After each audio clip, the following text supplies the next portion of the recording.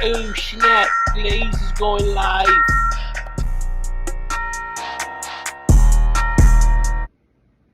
Hey, good day, good day, good day, good day. Thank you for joining me. Just in case you join me for the very first time, make sure you smash that like button, subscribe, share, support. I am the real Brian Glaze Gibbs. I was once the problem. Now what I seek to do is right my wrong and become part of the solution, man.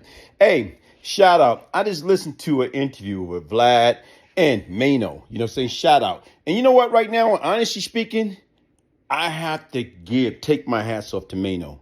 Because once again, the way he did interview with Vlad in regards to Vlad asking him about Alpo, like to me, he took the high road. Because once again, right now was, from past interviews, I know that right now he do not feel warm and fuzzy about Alpo. But once again, what Vlad is saying, Vlad say, the guy, Shakeem Parker, the alleged, kid that got acquitted for killing Alpo, reaching out to him to do an interview.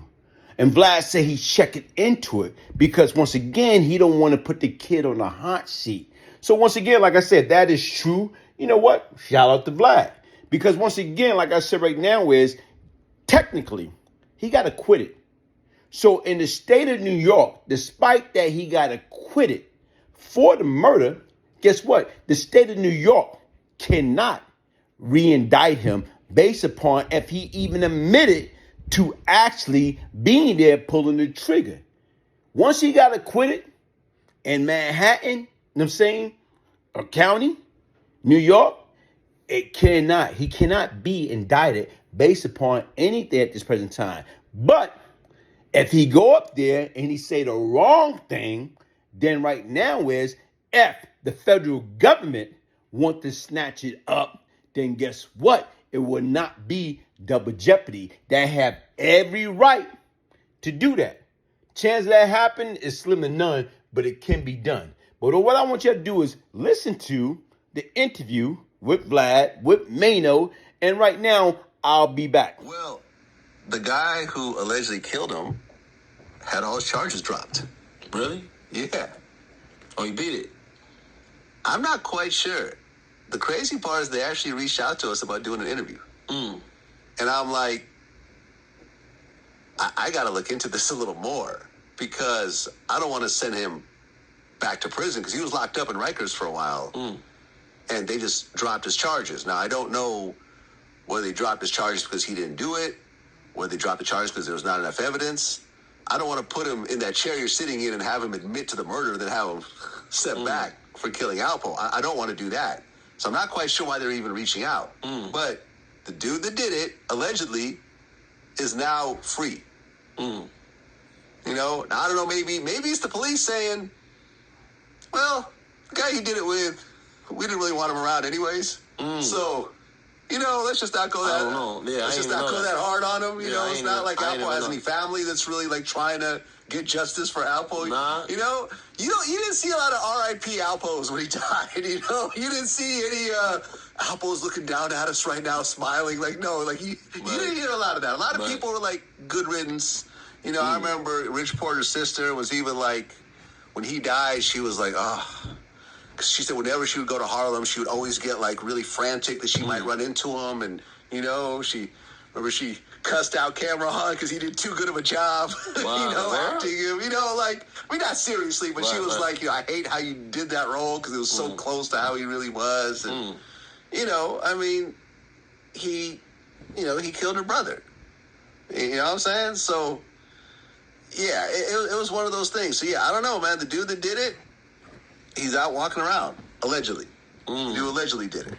And I heard that it hadn't anything to do with Alpo snitching or killing anyone. I heard it was like a road rage incident. Road rage?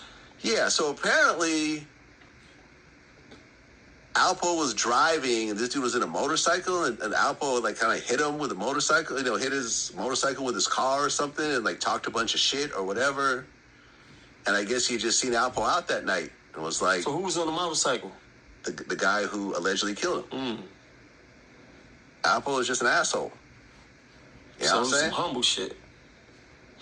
Yeah, that's what I heard. It had nothing to do with Alpo's past. He was just basically out there fucking with people because he felt that he was untouchable.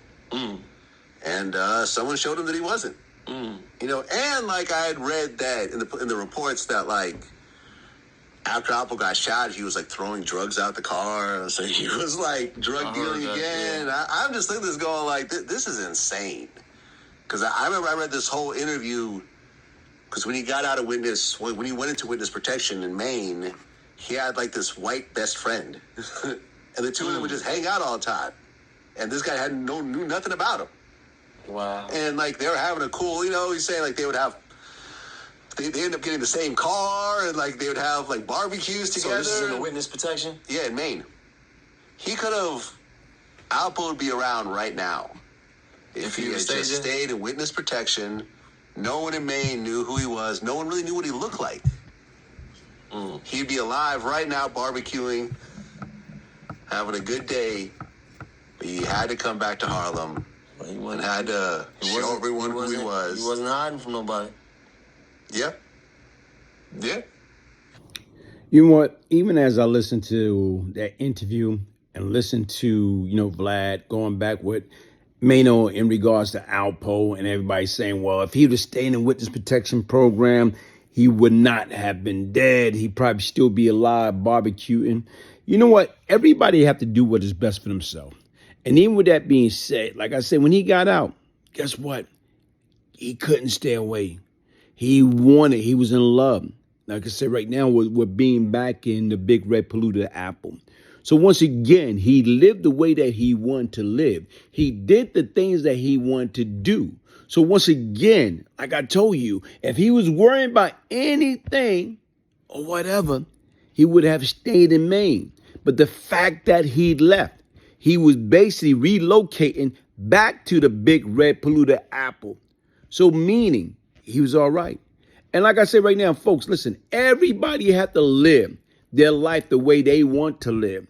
Until you find peace, until you ready to settle down, until you don't want to hang out, be a part of that lifestyle anymore, guess what? It's up to you to satisfy that thirst, regardless of what it may be.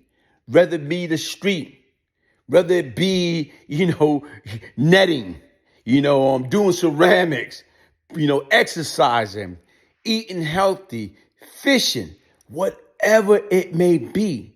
It's up to us to live life to the fullest. Hey, hit the like button, subscribe, share, support.